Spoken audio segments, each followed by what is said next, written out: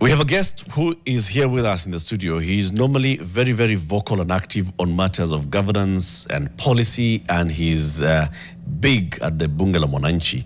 We've met him there before. Joakim Simiyu, good morning. Good morning. How are you? Very fine. Karibu sana to Fixing the Nation in the studio. I'm glad I'm here. Tulifix na wewe kwa ground. Yes, and today we are here together. Yes. Yes. Still fixing. Still fixing. Fixing one stop. It's a continuous thing. Yeah. Yes. What's your interpretation of fixing? Fixing is, according to me, is identifying what is wrong and being deliberate about doing something that can make it right. Very good. Yes. Because today's quote is along the lines of fixing. It absolutely is. We had hosted here Dr. Oscar Githua. He's a forensic psychologist in Kenya. He has been at the front lines of counseling a lot of those who've been affected, especially by terrorist attacks in Kenya. And one of the things he said there that stuck with me is he said, I want to fix the soul of our nation as Kenya. I want to fix the soul of our nation. How do you interpret that yourself, Joakim? What does it mean to fix the soul of the nation? What is the soul of the nation? The soul of the nation, I think it's what brings the people together and gives them the identity that they are part of this country. To me, that's the soul, and fixing means that there is something wrong about it. Some people are not feeling part of the nation. Some people are feeling that they've been left out. The things they expect to happen are not happening. So they need to be made to feel that you've not been forgotten about, and there are deliberate actions that are underway to make sure that you are taken care of. Yes. That's a really good interpretation, especially where you've said that there are people who genuinely feel left out and left behind. Yes. You interact with such people quite often, right? I'm on the ground and I meet every type of people. There are people who really, they don't feel like they are part of this country. They are so bitter. They think that the actions being undertaken by government are not meant to help them. It's like the people in leadership are only doing things that are geared towards helping themselves and not the people. What kind of people are these? When you say that there are people who actually feel that they don't belong, that they are left out, yes. How would you put them in a demographic? Is it a tribe? Is it people from a certain region of the country? Is it people from a certain socioeconomic class of the country? It's mostly socioeconomic classes where the environment of the country has made it impossible for people to even afford the day-to-day lives. And when they raise those issues, the response from the government is usually very vitriol. And some are even tribes. One would argue that despite having this numerical superiority as a tribe, we don't feel really represented. Or the people who are in front claiming to be in leadership of this particular group are not actually fulfilling the things that are supposed to take care of the people. So the people feel like our brothers that we've sent, the ones that are occupying front seats in the leadership, are not doing what is supposed to be done. They are there for selfish interest. And you are left alone to take care of health. You are left alone to worry about your own security. Some of the people live in environments that is very hazardous in terms of health. You go to someone's house and he lives just a few meters away from the sewage that has burst, and there is nothing that is being done to make that be better. Yes. And most of the times, you'll find that those are the ones who are used as pawns by the political players. Yes. Because when it comes time for politics, in fact, politicians will even come and tell you, depending on where you come from, nyinyi hamna kura bwana. Kura ziko kwa ground. When they say ground, they refer to this. Yes. Do these people know that they are the ground? Right now, and that they have power? I think right now there is that awareness, and people have realized that we are being used. Yeah. that they only come to us when they need votes. They call us the ground. They tell us that we are powerful just by voting. But they are not powerful in terms of decision making.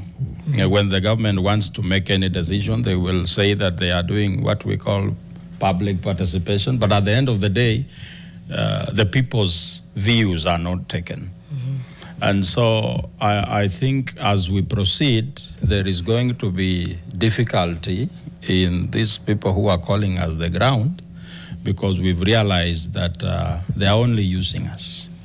And we are going to use the power they keep telling us that we have to make sure that we take care of ourselves. Yeah. What worries me sometimes is that awareness is there, like you've said. Something tends to happen just leading up to an election.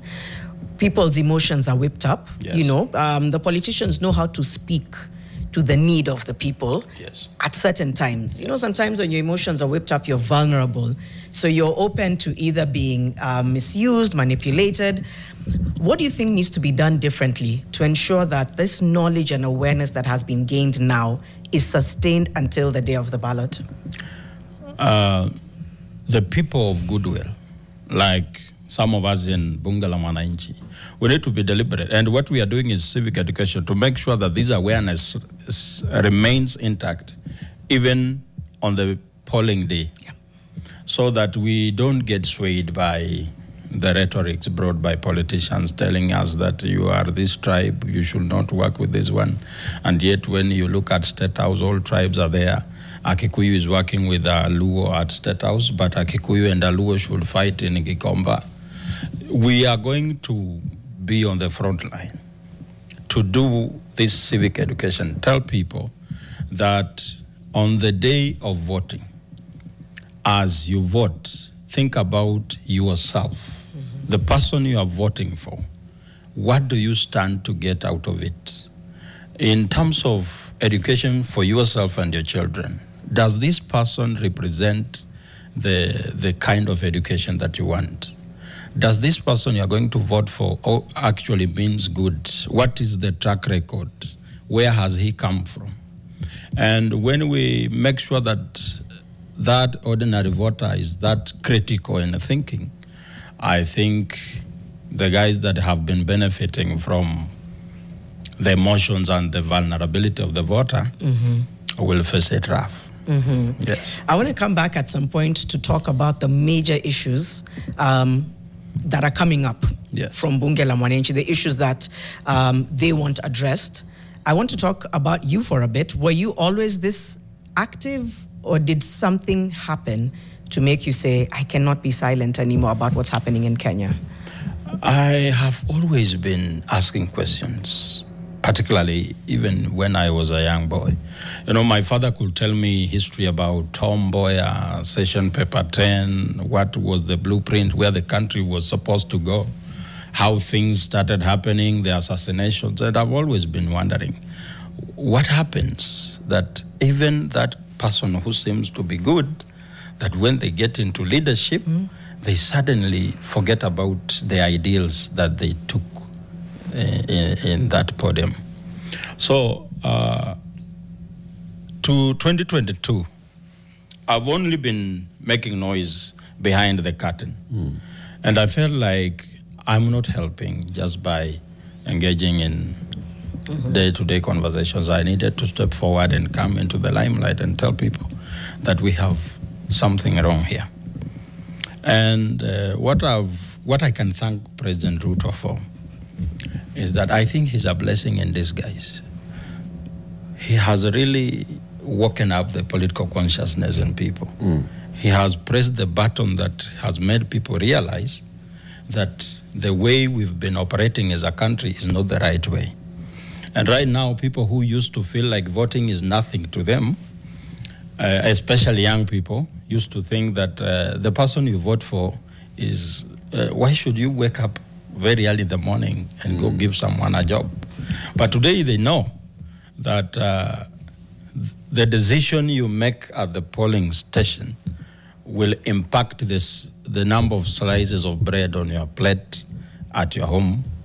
It will decide how much money you get from your job. It will decide whether you get a job or not. It might make you end up in a foreign country as a slave. Nowadays, people are being taken to Middle East and tell them that kuna kazi maju. I think that political consciousness that is there should be preserved. And that's why I am making very deliberate actions to make sure that the people do not forget that we have something wrong that needs to be fixed. Are people actually taking these things seriously, Joakim? Let's look at, the recent events politically in this country. Yes. Let's even go from last year's maandamano on the finance bill and thereafter. Thereafter, there was a rapprochement between the president and the leader of the opposition. Yes. And those who are strict and damn followers of Raila Odinga, as soon as he crossed over to the other side, they were like, shide kwapi bana, cheni kelele. These are just a few people. And you saw in the conversation for the impeachment of the deputy president, there were people who were saying, we were kwende. And then there are those who felt, no, now you umeguza mlima, now we are on the side of the mlima, and they're aligning with the mlima. So we are still looking at, we still see a lot of people still behaving as if it's the person who's there that is representing them. Look at right now, many people would say that, what Raila has done, and by just shaking hands with Ruto, by signing the MOU with Ruto, that's a good thing. Nobody should question it. There are those who are very strong and inside government and saying this is our government, who have now walked out and said, as long as Gachagua is not in this government, this is no longer our government. We're still the same people, Joakim. There are concerted efforts from the political class to preserve that, to make people see that when one of you is in government, then all of you are in government. And when he gets out, all of you are out. From where I sit, I believe that anyone who is supporting the broad-based government, there are only two reasons. It's either you don't understand the kind of situation we are in as a country, or you are benefiting from the mess that we have. There are no other reasons. One is you're ignorant, or two, you're eating. Yes. Ignorant or eating. Yes. You cannot tell me. When I see someone like Oscar Sudi protecting this government, I understand him. I actually allow him to do that because he's benefiting. He's somebody who didn't go so far in terms of education, but he has a chopper. He's someone without President Ruto, he will be somewhere in a Wasan Gishu. But today he's a member of parliament because of President William. He was an MP even before the president became president. But the president made him a member of parliament even before he became. He was elected by the people of his constituency. Yes, we can say that. That is the only that's on paper. But without the help of President Ruto, the likes of Oscar Sudi and the Murkomens wouldn't be anywhere. So when I see Murkomen wearing a watch worth millions and he's supporting this government, I understand him. That there is something he's getting. But me and you, people who are on these streets, why should you support this government? You are not getting anything out of it. And it's a government that is raiding your payslip if you have a job. It's a government that has made healthcare become a betting farm. It's a government that has made security your own responsibility. It's a government that does not care anything. If projects are there, if you were to ask questions like Talanta Stadium, who is supplying what? Where did they even publish these tenders? Which of the ordinary Kenyans? Because the president said that his government will be about uplifting people from bottom to the top. Who among the people at the bottom has been given an opportunity to come to the top? We have not seen a group of young people being given a tender to supply windows in the affordable housing program. They've been there. I've not seen anyone. Well, you haven't, but they've been there. Surely it doesn't mean that they have not been there. I am With the young people? Yeah, being given a chance. Juakali artisans are getting tenders to supply windows and doors for the affordable housing. If Talanta, we saw 3,000 people who worked there. The day the president made an impromptu, unannounced visit. Was that really impromptu? I don't believe it. Because we have a government that is very good at PR shows. So do you believe that those 3,000 people are working at City Stadium? You know, I need to have, I have friends who work in construction. And at least one of them should be telling me, I have this job. Or a friend of a friend of a friend. I come from the real ground. When they talk about the ground, I am the ground. So at Bungala Mwananchi, we know literally everything. Nothing happens and it gets past us. So if we don't know about anything, it has not happened. It has not happened. Do you have measures to pursue everything that's happening in the country? How do you do that? How do you keep a pulse on what's happening with Talanta, what's happening with... You could be in a government office and there are things that are happening, but you can't talk. And you need someone to talk on your behalf. Where do you go? You come to us. We are the only ones who can speak because we have nothing to fear. You can't fire me because I don't even have that job. You cannot arrest me because you will have to prove that what I'm saying is wrong, is not true. So when we say things, they need to they just keep quiet, because when they come, there is a confrontation, so many things will come out. That's how we manage to keep our hand on the pulse of the country. I want to follow up on something Eric asked. Just let me know if I've misquoted what you were asking and implying just now, is that people still end up voting along a certain way. Yes. Mtuetu, basically. I think one of the issues is that people are easily bought. And I think we addressed this with you all on that day. So how can we begin to engage the public on sustaining that momentum, that some things are going to take a while? Because right now, if you tell somebody, we have to change the system, which means that if somebody comes and offers you money, you have to say no because they are bribing you to vote for them and not for their policies. Yes. It's so hard to convince somebody who is trying to access that kind of money every day. And that makes me nervous about the shift. This shift is long haul. Yes. The short term, people will say, stachukua bribe. That day you're given a 5,000. How are you guys talking about inculcating the fact that some of these things take time for people who are often very impatient? And I'm talking about us as Kenyans. We're impatient and we want things to happen overnight. How do you balance the two? There is a problem that is going to take us some time to solve. Like the politicians know that the status of the people, they have been put in a situation where it's very hard for you to turn down an offer. When someone comes and tells me, Joakim, there is this few millions of shillings, take it and keep quiet. And actually, when you look at the country and the historical part of it, you realize that people who refused to loot the country died very poor.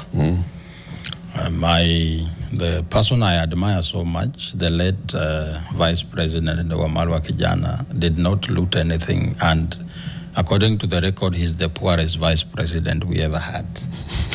You look at this Kisii guy, is called who? Anyona? George. Yeah, George Anyona, who also died poor because he held on to his principles.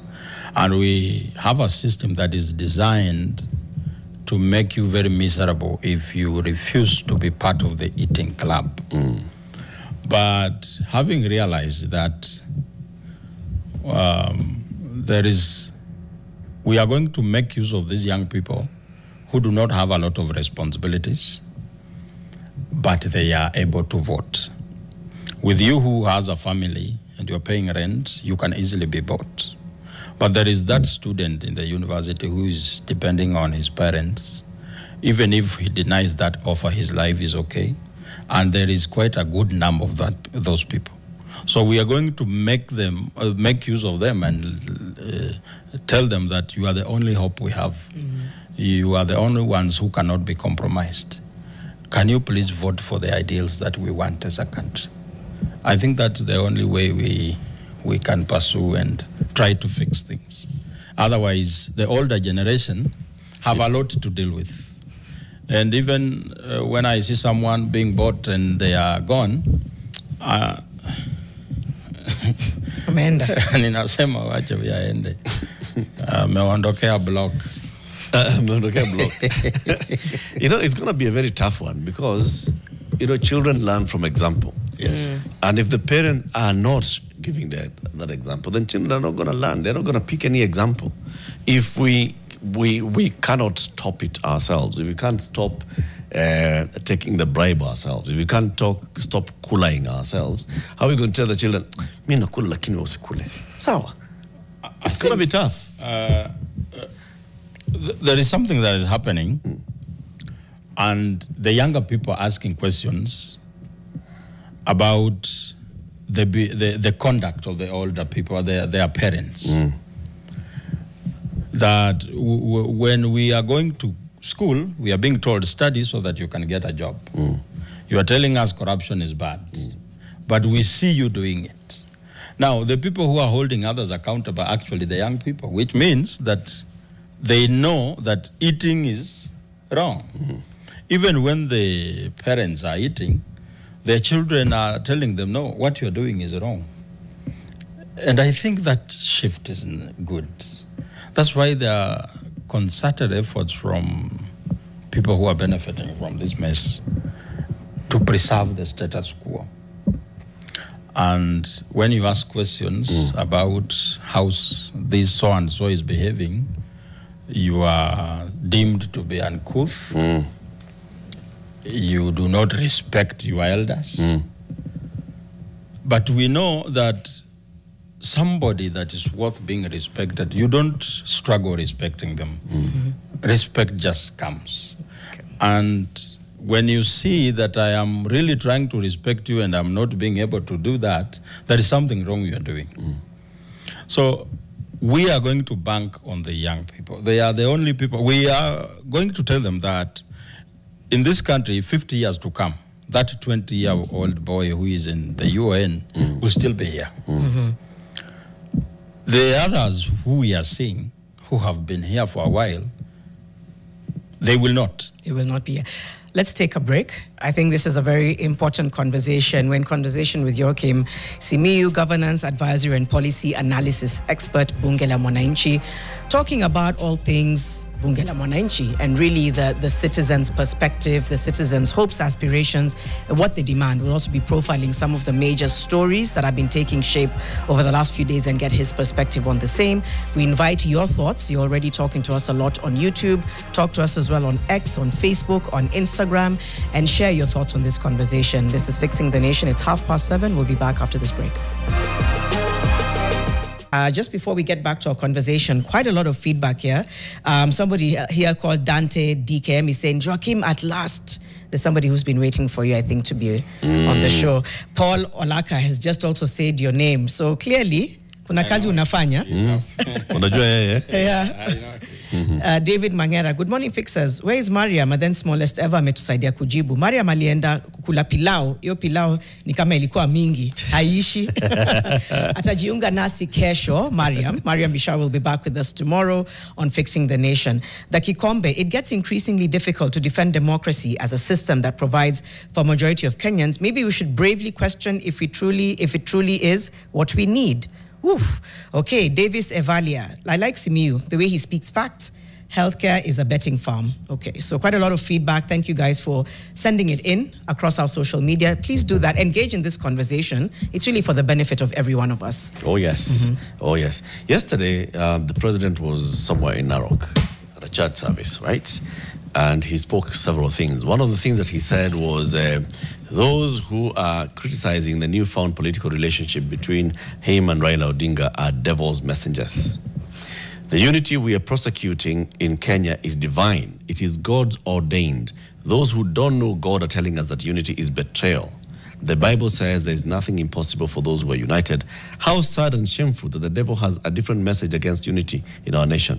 Here's what the president said. He continued to say, we are unapologetic, unashamed about uniting the people, because we know we can go far, we can achieve more. We must be united because there is strength in numbers. Those who are not God-fearing say unity is betrayal. How shameful, how tragic. The guy is guilt-tripping people and make people feel bad about what they think is good for the country. Because as a people, we are not interested in unity. We are not even divided. We are interested in service delivery. And just because some people have come together to serve their own self-interest doesn't mean that the country is united. United to do what? What is the purpose of this unity? The president himself, when he was campaigning for presidency, he really talked bad about the handshake. Wasn't that unity between Raila Odinga and Uhuru Kenyatta? Why was it bad then, but it's good now? He had the same bad message about unity at the time. Was he the devil's messenger at the time? Now that he's now an angel talking about unity. Kenyans, when you go on the streets and ask them questions about what they want, unity will be the last thing on the list. We are interested in seeing a country that takes care of our people. A country where you are united to tear gas school children. We are in a country where you are united to raid payslips. You are united to do things that when we ask questions about, you make us your enemies. The kind of unity we are saying is unity to siphon the resources of the country to benefit a few people and leave the others as paupers. So when we ask questions, it's because there are things that we are very concerned about. The rapprochement between Raila Odinga and William Ruto is for their own survival. At the climax of the Gen Z protests, these people were really shaken. And they had to do something to protect themselves. There is a lot they have accumulated in this country, and the Gen Zs were bringing about a situation where someone else could come to take charge of the country who they didn't know who, and they felt like if President Ruto went down that time, everybody will go down. And the whole political class, you saw them at the KICC the day they said that they are going to constitute the IEBC and let the young people start recalling members of parliament. That was a buy-time strategy so that they can come together and form something that can ensure their survival as time goes. And they have had to come together. They are not together out of will to serve. It is for their own. It's for their own. They know that, they understand that there are some piranhas in the shadows that want to partake of their cake. Very determined and very ferocious. So it's like buffaloes walking together. They don't walk together because they love each other. It's because they know the lion, it will be hard for the lion to attack them if they are in a herd. That's what politicians are doing. And he should not lecture us that we are castigating that kind of unity. Nobody feels any difference from when Raila and Ruto were enemies and now that they are friends. There are many who do feel a difference, who have expressed the difference.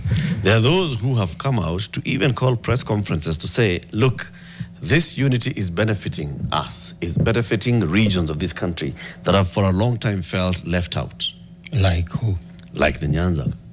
There was a group calling itself the Ramogi that held a press conference on Thursday, I believe, and were calling out Orengo and Sifuna and other leaders of ODM and saying, you people, just maintain Shalap, because this thing is working for us. Maybe he meant that people on the ground, it's not benefited. Those are the people on the ground who came out to speak. You know, a country that is benefiting a few people and others are feeling that they are not benefiting. Is that country really working? No. If this thing is working, why are we making noise? Let me say, like the president keeps on saying, we are not mad people. There is something wrong about how the country is being run. And somebody like Senator Edwin Sifuna, when he speaks, the people feel like he's speaking their mind.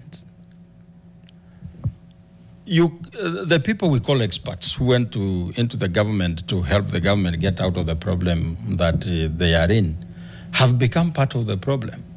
When John Badi was being vetted, he said the first thing he will do is to make sure that the debt register is made public so that people understand the kind of debt they have been paying, how much have they paid, how much was borrowed, to who, how it was used. That is what he said the day he was being vetted. It's now almost a year. He has not done it, and he comes up with a lot of very funny explanations defending the mess that he went into to solve. So when we ask questions about it, like when you come to us and tell us that the problem we are in as a country is public debt, and that we have a debt of 11 trillion. And now the question we come to ask is, okay, we have this debt. Who borrowed? On which project did it go?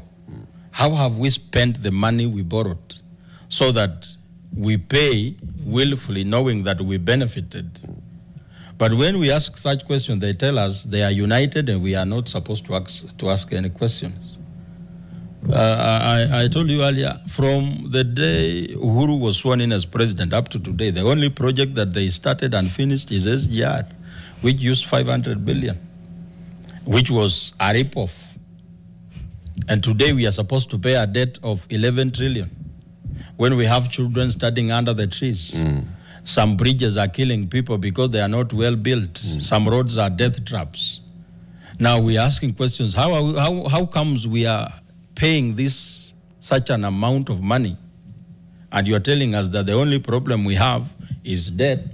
That is why we are overtaxing you. That is why we need to borrow more so that we pay debt. And we ask questions. So Simiyu, let me ask you, are you saying that we don't have an 11 trillion shilling debt, or are you questioning whom we borrowed from? Are you questioning when we borrowed, or are you questioning how we used it? I'm questioning everything. I don't even believe we have such kind of debt. I believe this is a ploy to extract resources and money from people. I understand that our country is like a company. I have been looking at how this country called Kenya came about. And the philosophy is the same since pre-colonial period up to today. The first manager of resources in this country was Imperial British East African Company, which was to manage resources and build roads and what have you. Why did they build the railway from Mombasa up to the interior? What were they looking for? Looking for resources. They took our coffee, they took our everything that is meaningful to our country. At that time, they were benefiting from free labor. It is still the same today. When they went bankrupt and the Imperial East African Protectorate was created, they continued with the looting spree. Now they have graduated. They are now extracting even coins from our pockets. And they are using debt as an excuse to milk everything from us. So I don't really believe we have this debt. And if there is really a debt to pay, why don't they publish an audit? Jimmy Wanjigi said something. He was being interviewed by Yvonne Okwaron, Citizen. He said he had audited the debt and he has a report. And we have seen one of the agenda in the MOU between Ruto and Raila is to audit debt. Why don't they just call Wanjigi and say, let us see your report? Why doesn't Badi make sure that the pledge he made to people is being realized? I feel that, the company I mentioned, the people who first worked for that company, they were not working to benefit the people. They were working to benefit the company. The work of the company is to make profit. The first watchmen of that company became our first police. And the first workers of that company became our first civil servants. Do you think anything has changed today? Even the police we have today, they are not there to protect the people. They are doing what we call regime policing. They are protecting the one who is in power and not the people. That's why when you come out and you say something is wrong, you are shot. That's why Rex Masai is not alive today. And such questions are the ones we are asking. If things were working, why would I even be here today? I'm here today because things are not working. That's why we have something called fixing the nation. Because something is wrong that needs to be fixed. You know, I'm hearing you speak and you know, I thought I had perspective. Joakim has made me go and question everything.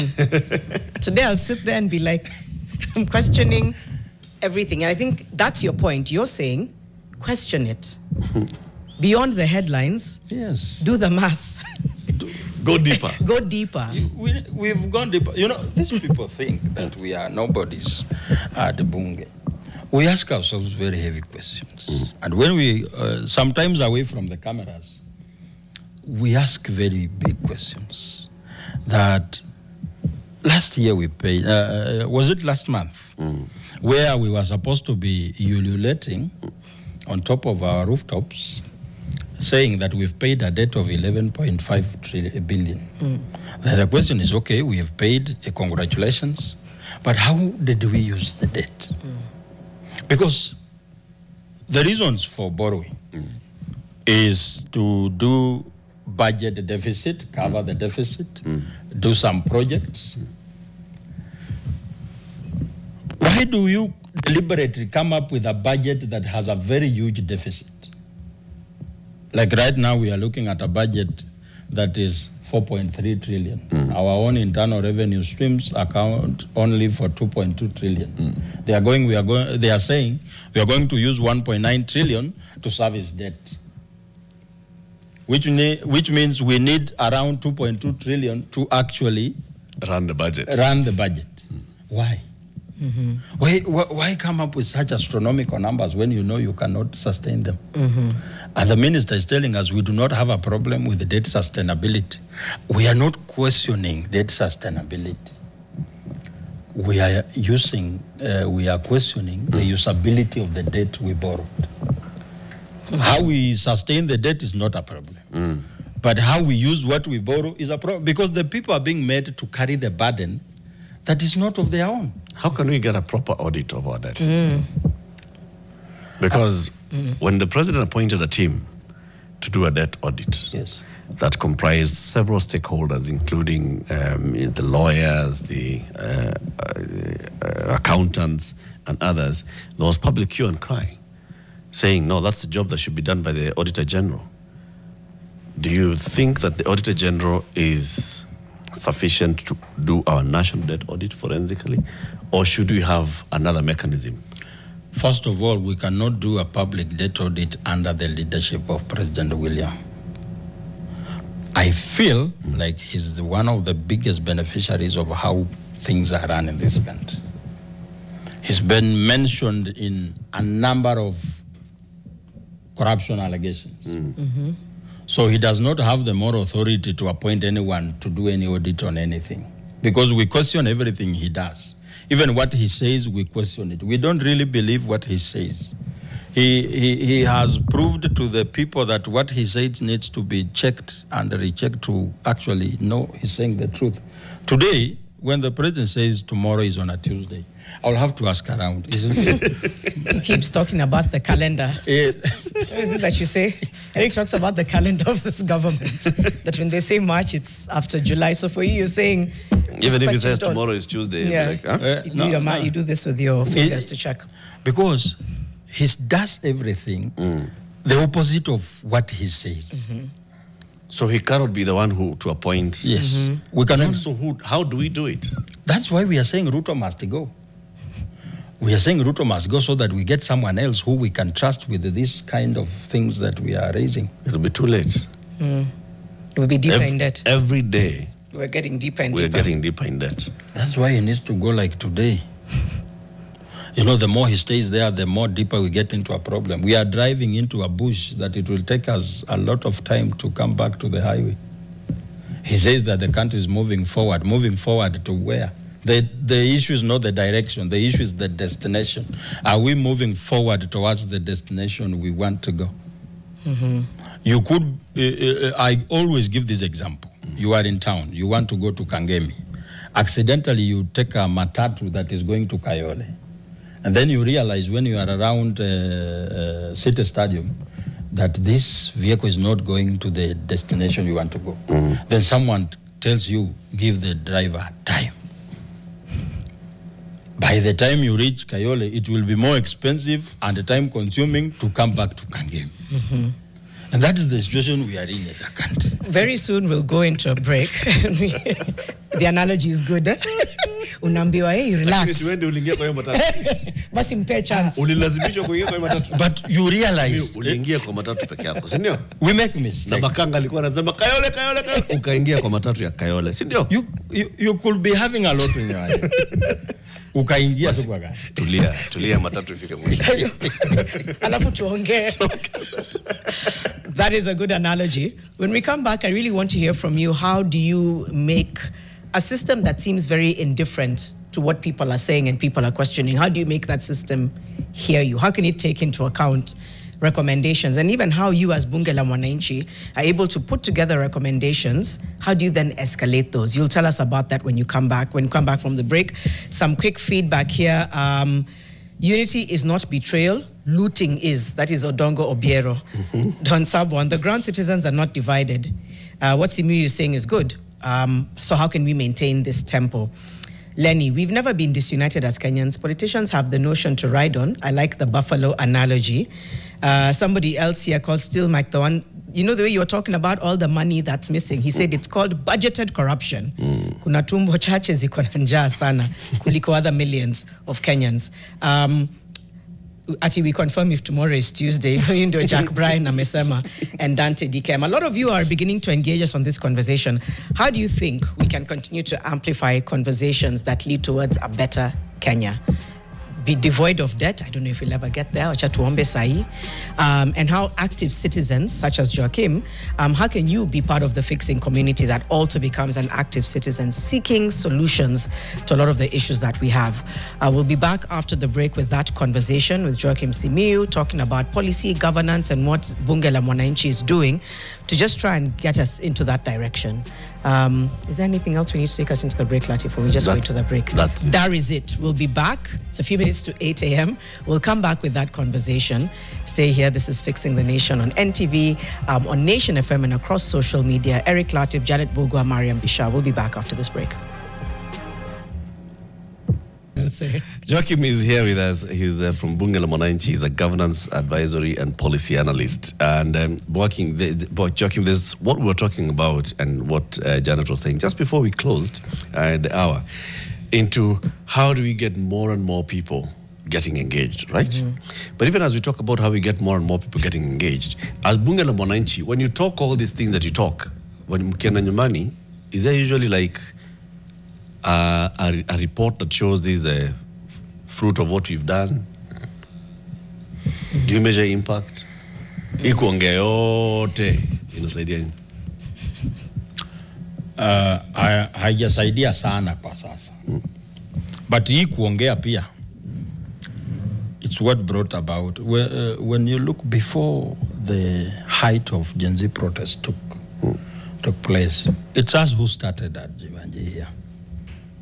We actually did the first maandamano in town, and so we created momentum. Right now, people are watching. I get inboxes and people asking, how do we be part of the conversation?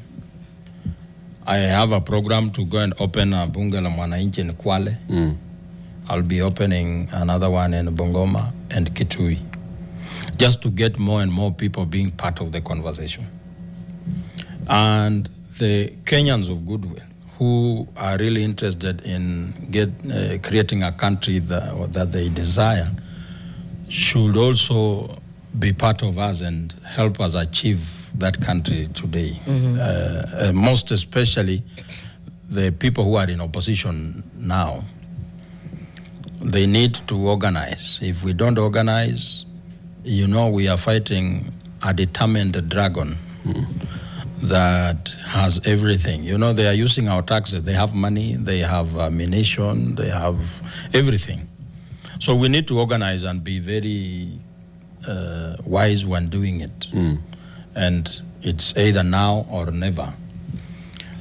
The president, before he was president, he campaigned for 4 years. Immediately after elections in 2017, he went on top of his SUV and campaigned. And he repeated this. There is like 4 statements he used to say in every stopover. So it became like a drill. Everyone, I was in Simiyu at the time. We were playing catch up. And we never caught up with what he was doing. If we say that we want to see how things go before we be serious, he has already started campaigning. We have a president that is already campaigning for his 2nd term. And us in opposition we should not play catch up this time. It's him who should be playing catch up. So we should. And yet you are. Are you organized? You in the opposition? That you say that you in the opposition? As in Bunge, we are organized. I don't know if opposition is really organized. And what we need to do is to call everyone on the table, everyone who wants to be president. Lock them in a room. Even if it is 72 hours, let them get out with one person. Then we will rally behind that person. If it's Jimmy Wanjigi, we will rally behind him. If it's Matiang'i, Okiya Omtata, the only person. Justice Maraga. Do you have a preferred one? There are many. The only person I don't really trust in opposition is the one that has just left government. For one that has just left government. Yes, for the former Deputy President Gachagua, him is not playing politics. It's personal. It's personal. If there is anybody who will really celebrate William Ruto going home and being 1st term, a president who just served 1 term, Rigathi Gachagua. The privileges of being deputy president and everything, you are in charge. Your phone call means a lot. And then all of a sudden, you are just an ordinary Kenyan. To him, he's not campaigning because the country is in a bad state. To him, it's about William Ruto going home. It's vendetta. The person I have a number of people that I think are good. Someone like Jimmy Wanjigi. I have not had any complaint about his conduct. I have never seen him in court over. He has not taken anything from anyone. As for Matiang'i, in terms of service delivery, he's good, but people are mentioning things he has done. Ruaraka's land, he used the prisoners to build his house at home. I don't know how true that is, but there is nothing you can say about Jimmy. If there is, I would like to know. But as a person, I have been watching him from the shadows. And the way he talks about the real problem that we have, which is siphoning our national resources through debt. And I think if we need to really get out of this problem, I think Jimmy is the best bet. Still on that note, because nobody is really devoid, quote unquote, of scandal, right? I think there was some property issues linked to him. Everybody that you mentioned. Yes. Then what in your definition is a good leader? Because what you sound like you're describing is a preferred leader, which means that there are certain qualities that for you would make you say this is somebody who can lead us into the new era Kenya. So what are the 1, 2, 3, let's say 2, 3 qualities that you think this next leader needs to have? The next leader should be somebody who actually can be trusted with the heavy duty of fighting corruption. And for you to fight corruption, you must not have been part of the eating club. Because if you are one of them, they will have a way of fighting back. They will threaten to expose the skeletons in your closet. We really want someone with integrity. I think the only problem we have in this country is integrity and lack of goodwill. And the current crop of politicians that we have, the ones that we don't want them to be anywhere close to managing the country are the ones that are with President William. Everyone that is around him is a no for us. The rest who are in the other side, we will pick one from there. Last week we hosted a lady called Shakira Wafula, one of those who are very, very active right now. And she said, forgive what?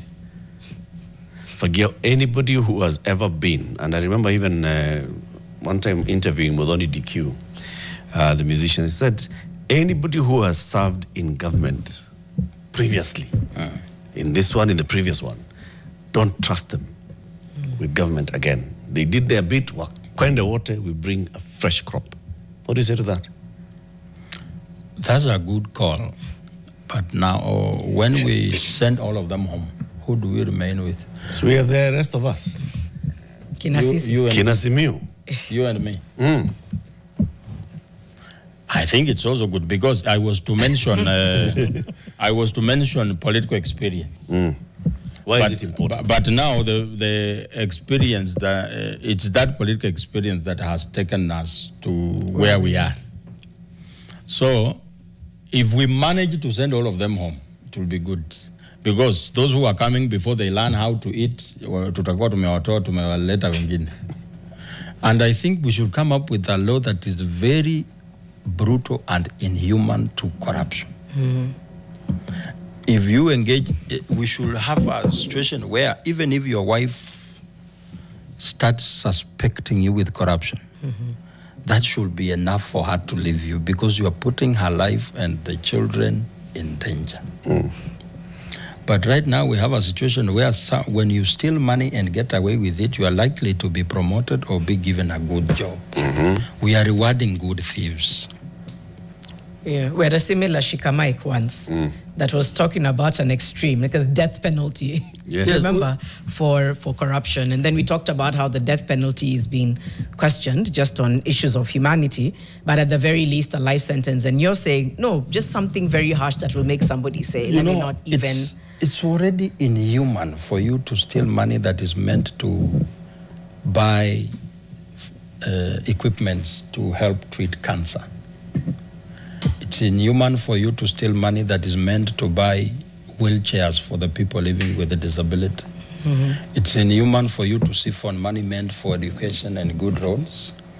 People are dying out of these decisions that you make and get away with. So if we kill you for stealing money that has led to loss of lives, I don't see any problem.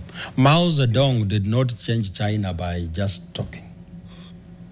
He did things that are very extreme. That's why China are lending money to us today. We are in a mess. This boil that we have as a country, cleaning it will be very painful. And the only person who has been postponing the cleaning of this boil is one Raila Odinga. Every time Kenyans have the person they feel is misleading the country to the wall, it's Raila who bails them out. And I feel for a president who will mismanage this country and Raila will not be there. Let's say if William Ruto, there was no Raila Odinga. William Ruto tungekuwa tushamalizana ya kitambo sana. Even if today, So what did Raila do? Raila Odinga is the only politician who is lucky enough to have people who have delegated their brains to him. We have delegated their brain. Yes.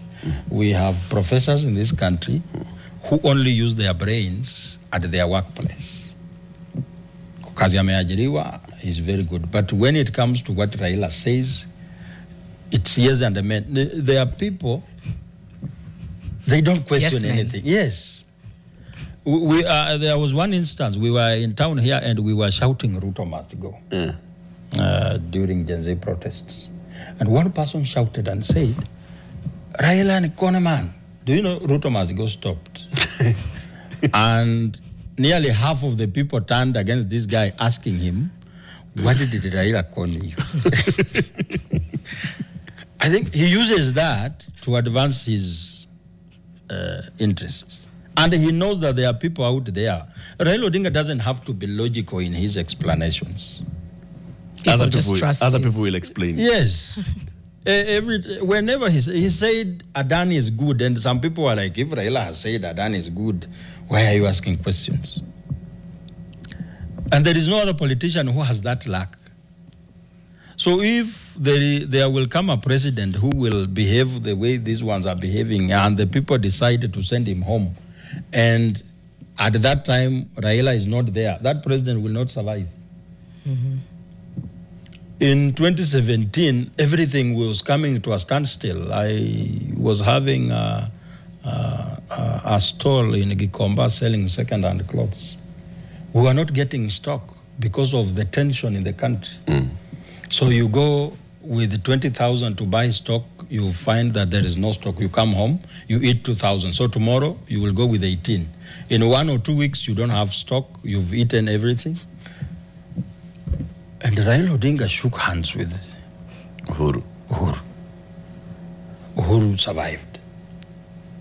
William Ruto, had the young people decided to stay at parliament, if they didn't come out, if they went there and decided that we are not living here until Ruto is gone, I tell you, right now we will be having a different situation in this country. He was between a rock and a hard place. The only person who could save him is Raila Odinga. That's why I feel like every time we have an issue to deal with, he postpones. And we will deal with this issue in his absence. Okay, that is very, very profound. I want us to sample some feedback because there's quite a bit. KPLC, Terestep KPLC. I'm glad these conversations are happening almost daily so the government can understand the kind of mess they've put Kenyans into. Amayo Okeo says, invite Joakim on primetime news. I akuwa standby. In the primetime? In the prime. What are you saying? This prime time one, there's another prime time. Wow, Latif, you really see into everything. Sam Masika, great conversation. Politicians have a delusional division of Kenyans that they weaponize. Yusuf says, this is why we can't wait for 2027. And by the way, constitutional lawyer Willis Otieno argues that constitutionally elections should be held on 11th August 2026. Latif, you can help me do that math. It's a long conversation. It's a long conversation. Yeah. Bibi Usuni, good morning, Fixers. Great conversation this morning. Let's make it a habit to encourage such minds to the platform. Yeah, and then Wangoi says, Fagia Wote. Also, we need to focus on electing the right people at the county level. That's from Yambura Mwangi. They're also eating spots. Counties are eating spots. As well, eh? Yes. So how do we fix What's the fix? Where we are at right now, Simiyu? You know, from the conversations that you have at Bunge, at Bunge la Wananchi, how do we fix this issue? Kenyans understand. To some extent, Kenyans pia wanaweza kushangaza. Mkenya akitafuta house girl, they really vet this person. So we also need to get into a vetting, I think is what he's saying. So speaking to, by the time you're getting somebody, we need to get into the habit of vetting them. That's what you mean? We need, even if there is no that formal sitting of vetting, but you really scrutinize this person. Because if you are looking for a house girl, you will be very interested in knowing where she's coming from, if she can speak English with your kids. Can you trust her with the equipments in the house? Yeah. And is she honest enough not to run away with some things because sometimes she knows where you keep the money? Yeah. But that same person who is vetting a house girl so vigorous like that, when you give them an opportunity to choose an MCA, they forget about everything. I want to come back on that, Simiyu. Thank you for bringing, because every time we keep saying that. You know, how do you vet the person who works in your home? How do we vet the people who work in our homes? We talk about all these things, we don't. How do you vet? You just look at somebody, ona kama damu yako na yake zimekubaliana. That's what we do. Uko na ID, let a copy. Alafu tuanze kesho. Alafu kesho uanza kazi. That's how we select, we employ people. You know, the truth is that's how we elect people. That's how we employ, that's how we elect. And that extends to how we vet, how we bring in politicians. We talk, I think we should theoretically here we say, you know, we vet by checking, can you trust this person security-wise? Do you ever check any certificate of good conduct? Do you even verify that thing? Do you verify whether this ID is real or not? Do you check their background? What kind of background checks do we do? Many times it's just like, I'm a tumor so-and-so. That's the only thing. Just because so-and-so is the one who has referred you to that person. That's how you employ them. Which means you trust the person. Which means you trust that other person. That's how we vet our leaders at the point of elections. But it also means we have a thing around being inconvenienced. You see, the way you've talked about verifying. It's too much work. It's too much work. Yep. And I think even the civic education and getting people to understand that the short-term decisions have long-term implications, I feel for a lot of people, it's too much work. That's my biggest worry. You might understand it as Joakim, but a lot of people are like, to Eric's analogy, si ID ndio hii. Si amesema amefanya hii kazi. Let's just elect Si nimemtoa kwa ile bureau. Na ile bureau wamesema wamemtrain kutumia microwave. Sawa. You know, what was I to say? Nini, the people that we elect, you know, we have a country that doesn't, we have not come up with ways of punishing underperformance in the public service. Nilienda hapa inaitwaje? Hapa kwa e-citizen pension house. And I just wanted a small service. And everyone was very busy on the phone.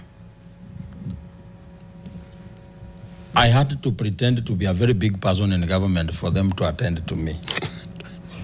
Because sometimes I take advantage of my physique to intimidate people into serving. Physique na hiyo kofia. Na kizungu mingi. So, what are you saying? That they were too busy? They were too busy on the phone. Were there people on the queue? Yes. Okay. And I was like, what are you doing? You are here to serve people. And I actually went to an extent and said, do you still need your job? Because I can make one phone call and you are gone. That's how they came back to serving the people. These are just people employed in pension house. How about the ones that have flags on their vehicles? And they know that we actually, you know, they know that we don't even understand what we should expect from them. That's why during campaigns, you can see a senator saying, I will build a road. When we know that a senator doesn't have a budget to do anything. Yeah. And right now, even the president has realized that the people in these cities are the ones who are so enlightened that they know what is supposed to be done. He's now camping in rural areas. The president goes to Bungoma in Webuye, in a very remote area, and launches a transformer there. So for you and me, we will say, this is rubbish. What is the president doing? But there is a person in Webuye, in Sepala there, who has never left Webuye since they were born. They have been using this koroboi. And then they see a president in an area where even an MCA doesn't go. And this president is launching a transformer, and at the end of the day they can press something on the wall and light is in the house. We have an uphill task on convincing that person that the person who launched this transformer is not a good person for us. You know, as in the city, we are like, what is the president doing? Launching a transformer. But he was in Meru. Was it in Meru? Where he launched some sewer system. Nilikuwa nimesema ata launch mtaro akienda Mount Kenya. And he actually did it. He launched a mtaro. Yes. He had said, but he did it. Yeah, he did it. For us, we can analyze things. How about the people who are away from information? We need to find a way of getting to them and telling them, because the president has realized that they are the only ones who can elect him. And we should get to them first before he gets to them. So that when he gets to them, they are like, oh, ni ule tuliambiwa, we are tutaki. But if we keep quiet and he will let him make these strides, it will be hard for us to catch up. Let us not assume. I've been in opposition for some time. I know how things start going south. Being dismissive about how people are doing things. And we should not be dismissive and assume that people hate Ruto so much they will not vote. There should be very deliberate actions to make sure that people vote to get him out. I like how Mount Kenya does their things. It's very intentional for them. In the morning, on the voting day, there are people knocking on every door to make sure that everybody goes to vote.